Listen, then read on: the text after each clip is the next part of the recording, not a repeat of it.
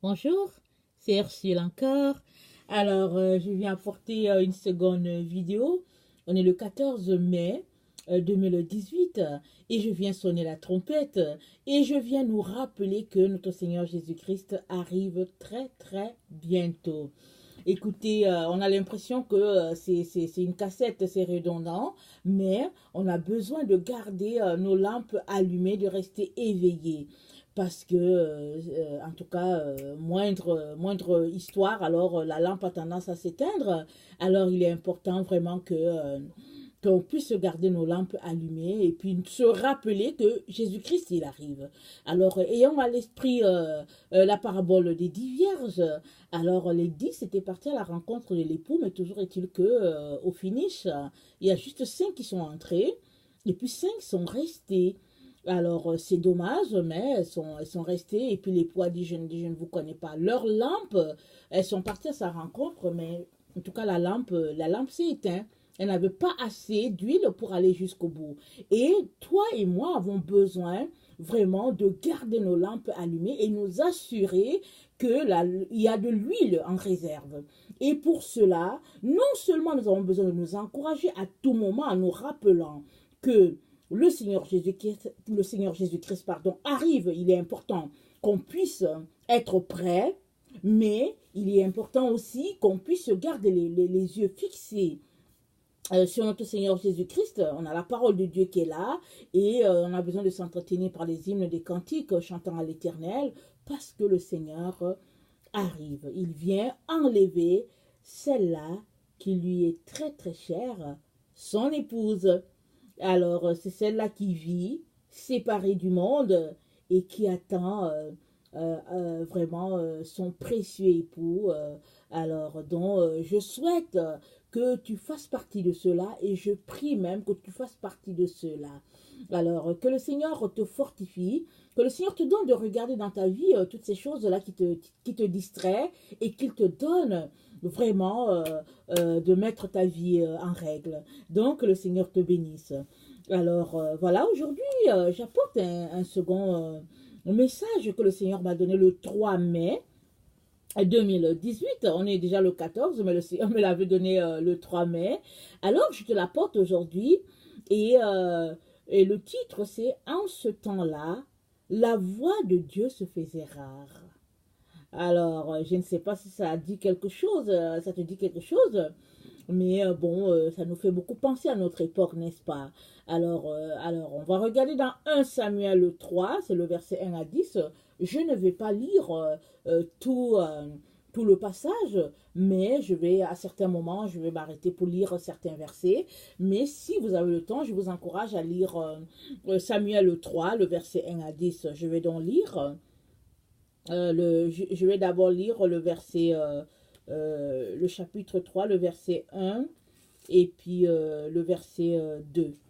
Le jeune Samuel accomplissait le service de l'Éternel auprès de Élie à cette époque. L'Éternel parlait rarement aux hommes et les révélations que Dieu leur montrait n'étaient pas fréquentes. Une nuit, le prêtre Élie, dont la vue s'était très affaiblie et qui était presque aveugle, était couché dans sa chambre. La lampe sacrée brûlait encore et Samuel dormait dans le sanctuaire de l'Éternel, là où était déposé le coffre de Dieu. L'Éternel appela Samuel et Samuel répondit, oui, je suis là. Il courut vers Élie et lui dit, tu m'as appelé, je suis là. Je n'ai pas appelé, lui dit Élie, retourne te coucher, et Samuel alla se recoucher. Alors j'ai lu le verset 1 jusqu'au verset 3. Alors ça nous dit que en ce temps-là, la voix de Dieu se faisait rare. Et le Seigneur nous a donné, le Seigneur m'a demandé d'apporter cette parole-là parce que il aimerait que tous ses enfants entendent sa voix. Alors peut-être fais-tu partie de ces personnes-là qui n'entendent pas Dieu. Pas parce que peut-être tu ne veux pas, mais au fait tu n'arrives tout simplement pas à l'entendre. Ou bien peut-être fais-tu partie de ces personnes-là qui pensent qu'au fait Dieu ne parle plus, parce qu'il y a des gens, il y a des enfants de Dieu qui disent que on leur a dit que Dieu ne parle plus. Et que si Dieu doit te parler, c'est quand tu prends ta Bible et que tu lis et puis ça s'arrête là. mais que tu ne peux pas entendre la voix de Dieu. Alors voilà, on vient de lire, le petit Samuel a entendu quelqu'un qui l'appelait, et puis c'était Dieu. Si on continue la lecture, on va voir que c'était Dieu qui l'appelait. Et Dieu nous dit, il fait une analogie, à cette époque-là, à peu près, c'est comme notre époque. Maintenant, il se pourrait que la voix de Dieu se fait rare pour toi, parce que peut-être que tu entends trop de voix. Il y a trop de voix autour de toi, si bien que tu ne sais plus laquelle est la voix de Dieu. Telle personne va dire Dieu a parlé, telle personne dit que Dieu a parlé, telle autre dit que Dieu, et finalement, tu ne sais plus où se trouve la voix de Dieu. Et peut-être que tu te retrouves à te retrouver, tu te retrouves, pardon, avec dans les endroits où il y a tellement de miracles, parce que tu te dis que ah, Dieu est là-bas, parce que tu vois des miracles, alors que ah, la Bible nous montre que Dieu n'est pas là. Et puis même, si on regarde avec nos yeux, sur Internet, on va voir qu'il y a vraiment plein il y a plein d'abominations qui se passent dans plusieurs églises. Et malheureusement, plusieurs enfants de Dieu croient que c'est Dieu. Et puis bon, voilà. Et malheureusement, c'est pas Dieu. Et donc, il se pourrait que tu n'entendes pas Dieu parce que tu es pris par tes études, parce que tu es pris, par exemple, par tes tablettes, ton cellulaire, ton ordinateur. Vous savez qu'on a beaucoup d'éléments pour nous distraire. Hein. Il se pourrait que tu n'entendes pas Dieu parce qu'effectivement, oui, tu ouvres ta Bible, mais tu ouvres aussi ton ordinateur, tu ouvres aussi ton cellulaire, et puis tu ouvres aussi ta tablette, et puis tu ouvres aussi la télévision, tout en même temps. Finalement, tu n'entends pas Dieu parce qu'au fait, je ne sais pas comment Dieu peut te parler, sachant que tu as juste deux oreilles pour l'entendre. Alors, Dieu donc vient nous encourager à rechercher sa voix, à entendre clairement sa voix. Et la voix de Dieu se fait rare peut-être pour toi parce que tu es aux prises avec plusieurs fausses doctrines.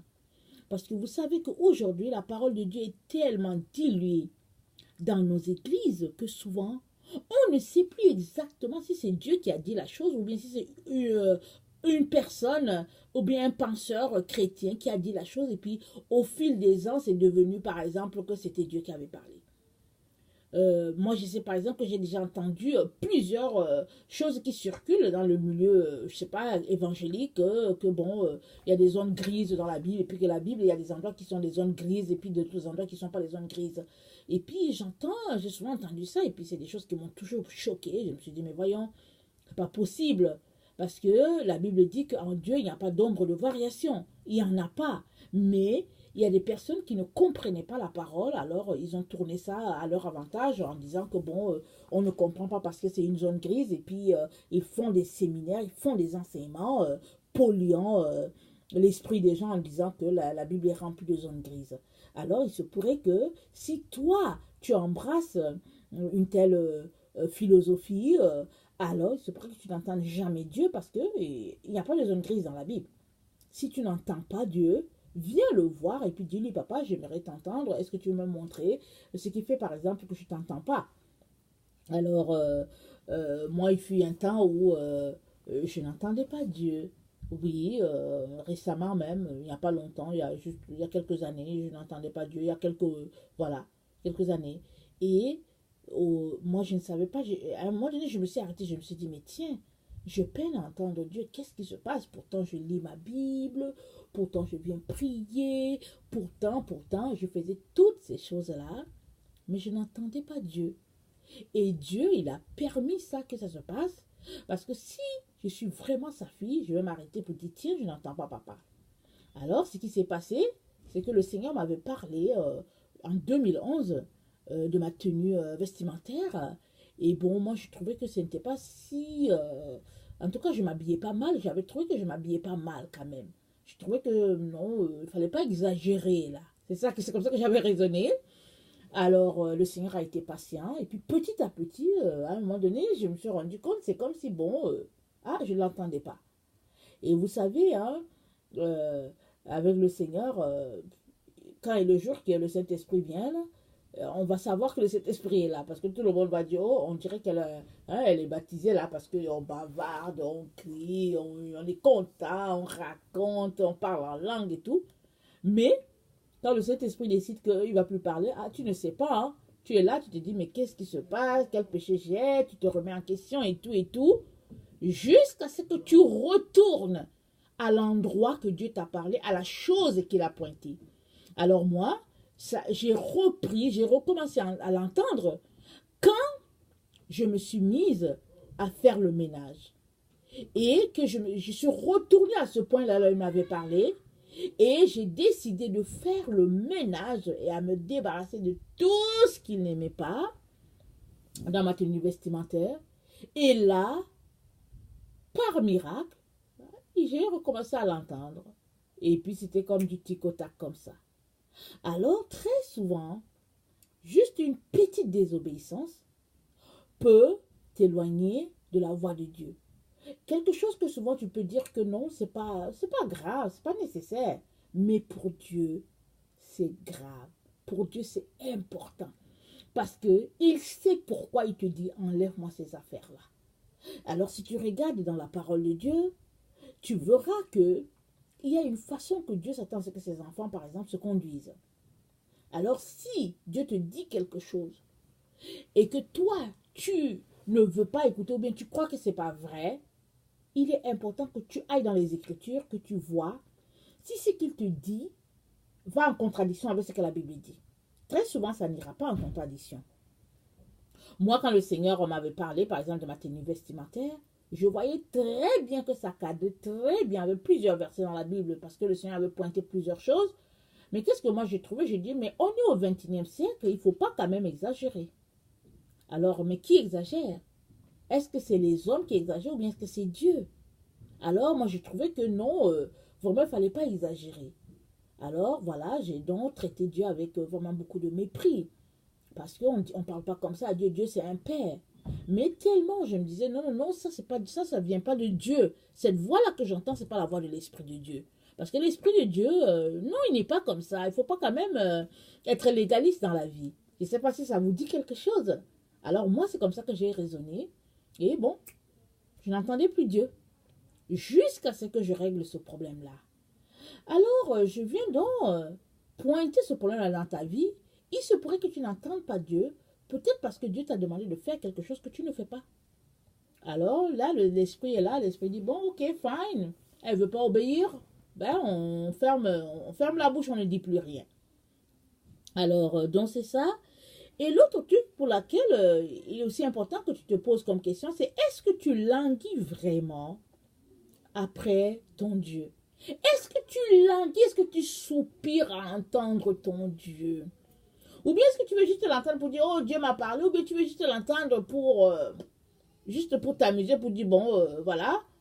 Parce que si tu soupires après ton Dieu, que tu as soif de ton Jésus, je te dis que Jésus aussi a plus, il languit après toi, plus que toi tu ne languis après lui. Jésus-Christ nous aime d'un amour vraiment, non seulement éternel, mais il nous aime chaudement et fortement. Et si tu as cet entrain pour lui, il va venir, il va te parler, il va te confier des choses parce que vraiment il y a cette chimie là entre vous.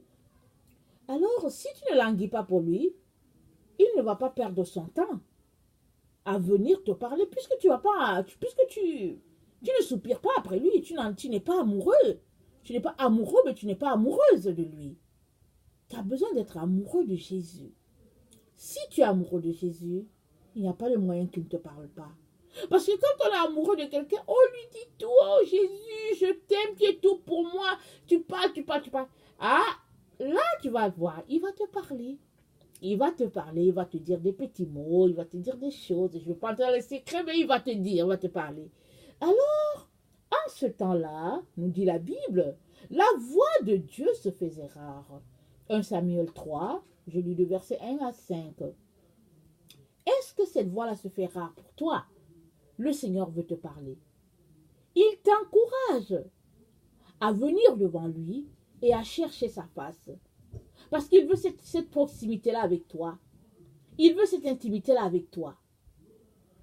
Alors, viens devant lui. Viens devant ton Père. Languis après lui. Soupire après lui. Et il te parlera. il vraiment te dira toutes les choses qu'il a préparées pour toi parce que tu as besoin d'entendre la voix de Dieu en ces temps de la fin. Parce que si tu n'entends pas Dieu, il te sera très très difficile de pouvoir passer à travers les moments difficiles qui sont prévus sur la terre. Nous sommes cette génération-là qui sommes appelés à passer par ces moments difficiles. Nous sommes, oui, la génération de la fin, nous sommes la génération qui allons voir venir le Messie dans toute sa gloire, mais nous sommes aussi la génération qui seront témoins de beaucoup de choses sur la terre, des choses difficiles, oui. Mais si tu marches proche avec Jésus, si tu l'entends, il va venir te fortifier comme quand Jésus-Christ était à Gethsemane et qu'il soupirait pour vraiment notre salut. Le Saint-Esprit est venu le fortifier, Dieu est venu le fortifier en lui envoyant Élie et puis Moïse. Ils sont venus et vraiment, ils l'ont soutenu, ils l'ont encouragé, ils l'ont rappelé la raison pour laquelle il est là et ça a boosté notre Seigneur Jésus. Alors, tu as besoin d'entendre clairement le Seigneur, vraiment parce que ça te booste. Moi, comme tout le monde, selon le message qu'on vient de faire, tout le monde passe des moments difficiles. Moi, je suis passée par des moments difficiles ces dernières semaines. Ça n'a pas été des moments faciles. Ça a été des moments très, très difficiles. Mais le Seigneur était là et je l'entendais et ça me donnait de continuer. Et même quand je regardais la situation, que je trouvais que c'était difficile, le Seigneur était là. Il était là et puis donc sachant qu'il est là, il me prend par la main et puis il m'encourage, il me dit des paroles et tout et puis bon, j'ai dit bon ok, bon, on va y aller. On va y aller parce que bon, c'est mon chemin. C'est le chemin que Dieu veut pour moi. Alors je prie, je dis Seigneur, aide-moi à aller jusqu'au bout. Parce que Jésus-Christ est allé jusqu'au bout. Tu as besoin d'aller jusqu'au bout. C'est pourquoi le Seigneur vient par ma bouche te dire que en ce temps-là, la voix de Dieu se faisait rare. Mais pour toi, elle ne doit pas se faire rare. Jésus-Christ veut que tu l'entendes clairement. Parce que tu as besoin de connaître ta mission sur la terre, mais tu as besoin de courir avec le témoin pour que vraiment le groupe que nous sommes, ces personnes enflammées pour le Seigneur, pour que chacun puisse courir avec sa part de témoin.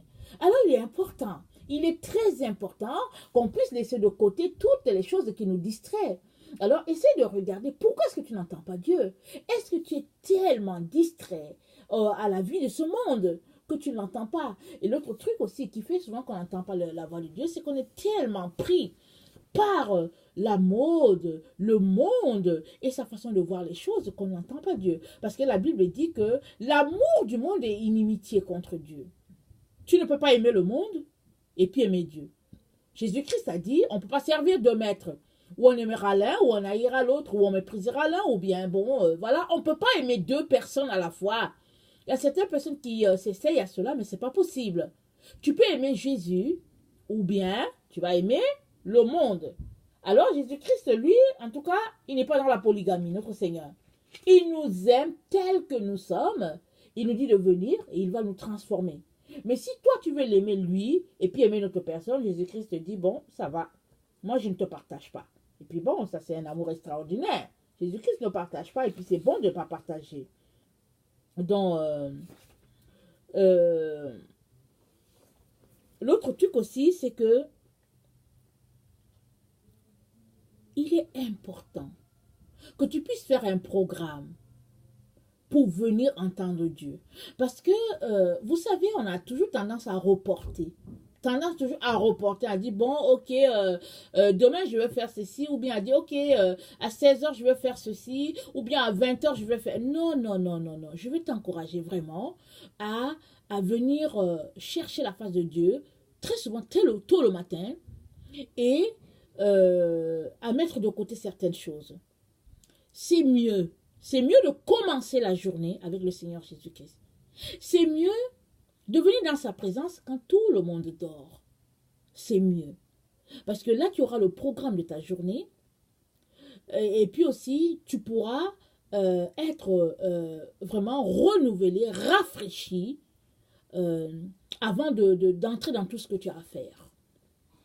Et vous savez, je pense que c'est dans Marc 5, si je ne me trompe pas, Jésus-Christ est allé quelque part, et puis là, quand il est descendu de la barque, il y a un homme qui est venu vers lui. Je pense que c'était à Gadara. Alors il est venu, il était vraiment possédé, et puis vraiment chargé à bloc, et on dit qu'on l'attachait avec des chaînes. Et quand il est venu vers lui, Jésus-Christ lui a demandé quel est ton nom, il a dit Légion. Et si vous vous rappelez bien, Jésus-Christ l'a délivré. Mais avant que Jésus-Christ arrive à cet endroit-là, à Gadara, là le Messie était, Jésus-Christ avait passé la nuit à prier. Alors, quand je lis ce passage, je comprends que Jésus-Christ a prié, il a passé vraiment le temps avec son Père, et de là, il a reçu cette instruction-là d'aller jusque-là pour pouvoir délivrer quelqu'un. Alors, c'est quand tu viens dans la présence de Dieu que tu peux avoir sous tes yeux les œuvres que Dieu a préparées d'avance pour toi. Souvent, il va te le dire. Souvent, il ne va pas te le dire. Il va te mettre sous le fait accompli. Tu vas te retrouver à faire la chose et tu vas le faire avec beaucoup de joie, sachant que c'est Dieu qui avait déjà préparé ça d'avance pour toi. Alors, si tu ne viens pas devant le Seigneur, si tu n'entends pas sa voix, souvent tu vas passer à côté des choses essentielles pour Jésus. Souvent, le Seigneur Jésus va t'envoyer quelqu'un, il va venir cogner à ta porte. Tu vas envoyer la personne paître, alors que la personne, c'est une personne dans le besoin, qui a vraiment besoin, vraiment peut-être de quelques dollars pour pouvoir aller acheter un morceau de pain ou bien quelques grains de maïs. Alors, vraiment, oui, on est dans le temps où on entend rarement la voix de Dieu, pas que Dieu ne parle pas. On entend que Dieu a dit ceci, Dieu a dit cela, Dieu a ceci. Mais qu'est-ce que Dieu te dit, toi? Qu'est-ce qu'il te dit? Est-ce que tu l'entends? Il est important pour toi, mon frère, ma soeur, il est important pour moi que dans tout ce brouhaha de la vie, que nous puissions entendre clairement Dieu. Et ça va faire que on sera imperturbable. Quand quelqu'un va venir te dire, voilà ceci, voilà cela, tu vas dire, Dieu m'a dit que tu restes tranquille dans ta position, serein et calme. Moi, Dieu m'avait déjà dit, déjà plusieurs années, et bon, il continue de fonctionner comme ça. Il m'a dit, avant que quelqu'un vienne te dire quelque chose, Ursule, je vais te le dire avant. Je te l'aurai dit, et quand quelqu'un te dira quelque chose, il confirmera ce que moi je t'ai dit. Mais il faut que je vienne. Si je ne viens pas devant le Seigneur, alors je n'entendrai pas. Et les gens vont me dire n'importe quoi, ils vont me diriger dans d'autres directions. Et je ne vous cache pas que je me suis déjà retrouvée dans d'autres chemins. Ne vous inquiétez pas, vous n'êtes pas les seuls. Je me suis déjà retrouvée sur, en tout cas, des chemins où ce n'était pas le chemin de Dieu. Je me suis retrouvée parce que je me suis fiée à la personne. Bon, c'est un chrétien, c'est quelqu'un qui prie. Et puis bon, voilà, et voilà, voilà. Alors que non, ce n'était pas Dieu. Alors, si tu ne pries pas, si tu n'entends pas Dieu, ah oui, Satan va venir, il va te tromper, il va t'envoyer toutes sortes de personnes.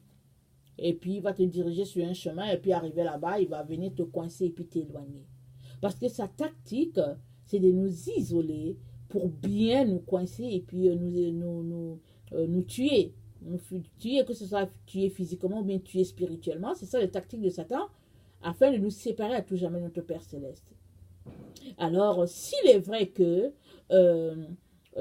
dans ce temps-là, la voix de Dieu se faisait rare, pour toi et moi, cette phrase-là doit être tout simplement que la voix de Dieu se fait vraiment vivante à chaque jour. Parce que nous en avons besoin. Nous en avons besoin. Nous sommes dans ce temps-là vraiment où nous allons voir notre Seigneur venir vraiment dans toute sa gloire. Alors, si toi, tu ne l'entends pas, tu peux être désagréablement surpris parce que tu continues avec, par exemple, un programme que toi, tu t'es fait. Mais si tu entends clairement Dieu, il va te dire, Gustave, Solange, Delphine, sors de cette voie-là parce que ce n'est pas ma voie, viens plutôt de ce côté et puis je vais te dire ce que j'aimerais que tu sois en train de faire. Alors, la voix de Dieu, donc, elle est pour tout le monde. Ce n'est pas vrai qu'il y a certaines personnes qui entendent Dieu et d'autres pas. On n'est pas dans l'Ancien Testament où c'était juste le sacrificateur qui pouvait aller à un endroit spécifique et qui venait éponger les péchés de tout le monde et puis qui priait pour entendre Dieu. Et dans le psaume 103, ça nous dit que Dieu a révélé, Moïse entendait, Dieu a révélé ses voix à Moïse et puis le peuple de Dieu a vu les œuvres de Dieu. C'est pas le peuple, parce que le peuple de Dieu, quand ils ont vu Moïse dans toute sa gloire, ils ont dit à Moïse, ah non, toi parle-nous, et puis bon, voilà, et puis Moïse avait un voile qui était là devant sa face, et puis ça a rendu le peuple de Dieu endurci. On n'est pas dans ce temps-là, on est vraiment dans le temps où tout le monde peut entendre la voix de Dieu, même les enfants et tout, pourvu que vraiment tu sois disposé et que tu sois dans dans une position où vraiment Dieu n'est pas offensé, dans une situation, pardon, où Dieu n'est pas offensé. Et Dieu aimerait cela pour toi, c'est pourquoi il vient t'encourager, il vient t'exhorter, il vient te demander de vraiment laisser de côté tout ce qui te distrait pour venir entendre sa voix, pour venir chercher sa face parce qu'il va se révéler à toi. Alors, que sa grâce demeure en abondance sur toi. Et si toi, tu ne connais pas le Seigneur Jésus-Christ, je viens te dire que Jésus-Christ te cherche. Alors, il t'aime, alors viens, confie-lui ta vie et il va te faire de ta vie un joyau. Soyez bénis. Amen.